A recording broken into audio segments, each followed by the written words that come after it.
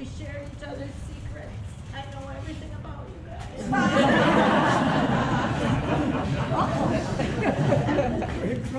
We loved each other so much.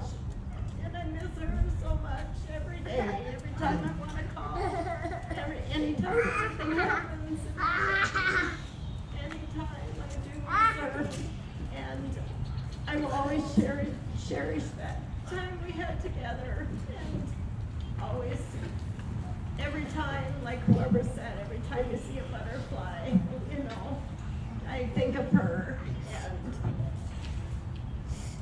just thank you. I thank Wayne too for all that he did and took care of her till the end, and I appreciate that. She needed to. It was good, and for Patty, Mike, and Chris, and Ella, she had such a beautiful family, and she really, really loved each of you. She really did. Just thank you, my butterfly friend. We'll meet on the other side.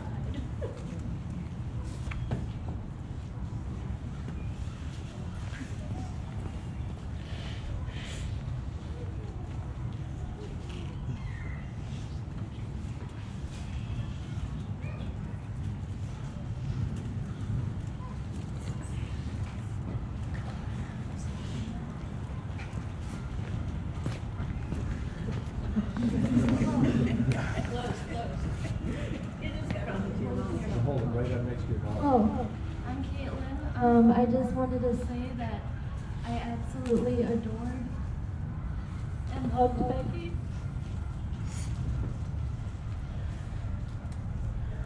And she'll always be right here.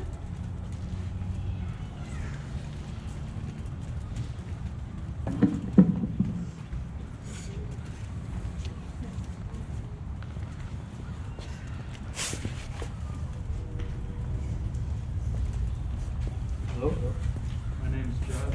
I'm a great nephew of Becky. I wish I got to spend more time with her, and I wish I got to share more stories with her. And she was one of the wisest people I had ever met. She always had something to say about something. She always knew an answer to a question. She was always patient when she'd speak to you. So,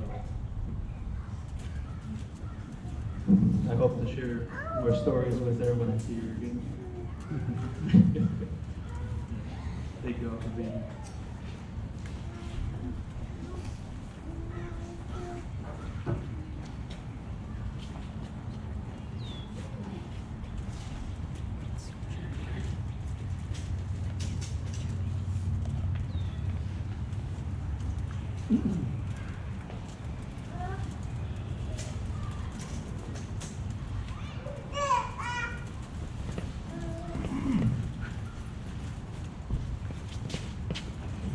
I'll break the silence with a little levity. My name is Sean. I'm not family, but I grew up with Chris and Mike in this neighborhood.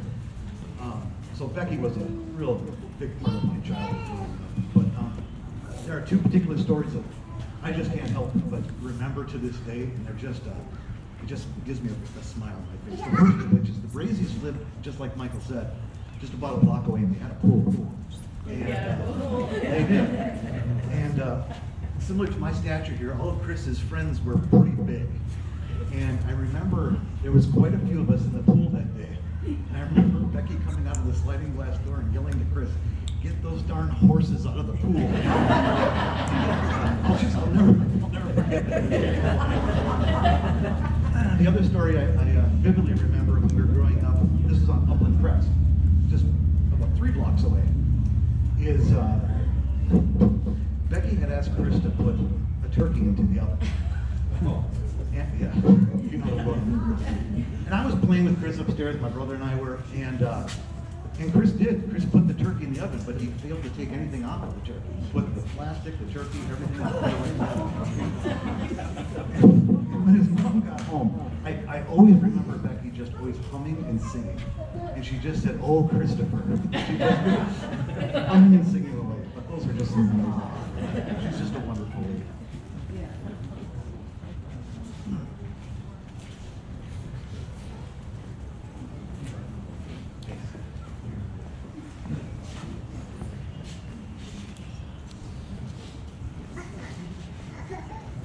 Hi everybody, my name is Joe. Becky probably call me Joey. I'm her nephew, or I should say. She's probably more of an aunt to me.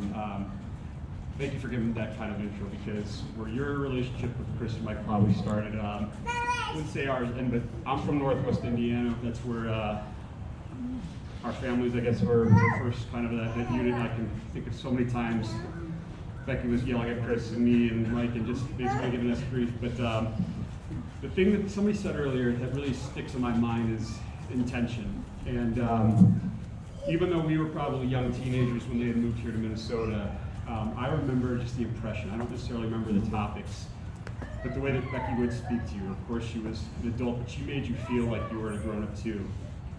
And sometimes we have these gaps where decades go by and you may see somebody only a handful of times. You start getting into your 30s, your 40s, your 50s, and you come back and you see someone, and it still affects you the same way. And you're like, wow, it's not just this adult that speaks to a kid and makes them feel special or speaks to them with that type of intention. And even though there's that space, that time that goes on, she still makes you feel the same way. And that's something that really was an impression that, in the course of even the last few years when you see her, and she was still struggling and fighting, and she put that time and effort to it. It was just a value where I'm like, I hope that I can be that way as I get older and I talk to younger people, or even people my own age. So thank you, Becky, I appreciate that.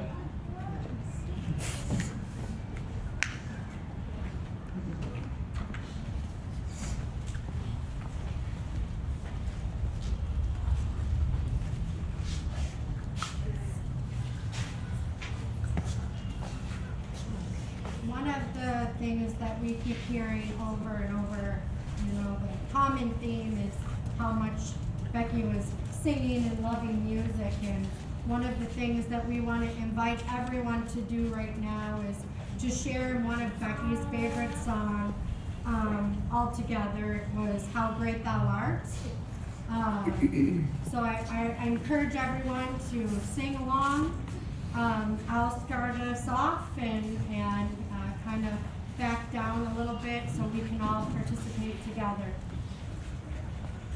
Oh.